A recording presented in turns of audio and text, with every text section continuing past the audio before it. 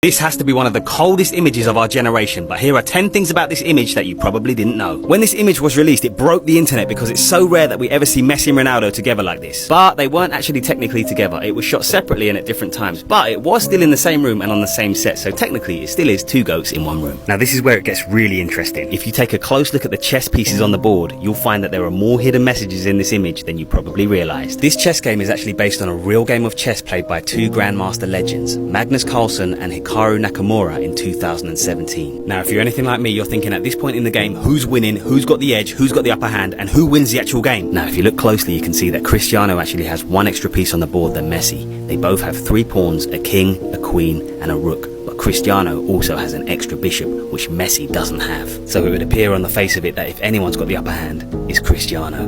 But things are not always as they seem. Let's take a closer look. The game that this is actually based on ended in a draw. There was no winner or loser. It might look like there are still a lot of pieces on the board, but this game is over. The result of the game is a draw because white is up a bishop and black has nothing better than a perpetual. The game of chess coming to an end could symbolize the two goats coming to the end of their careers, which will be a sad day for all of us. And yes, sometimes I do lie awake at night thinking of that looming day. Here's some other things about this image that could be hidden messages. It's no secret the importance of the number 7 to CR7, so the fact that he's on the side of the board with 7 pieces may be more than just coincidence. In chess, white has an inherent advantage and makes the first move, which could be referring to Cristiano being slightly older and making his pro debut 2 years and 9 days before Lionel Messi, giving him a bit more time to play more games and build his stats. Or it could be symbolic of Cristiano having a genetic advantage over Messi by being physiologically superior in many departments, for example speed, height, strength and vertical jump. However, there is room for debate on who is physiologically more designed for being the ultimate footballer, because Messi's low centre of gravity, high game IQ and technical ability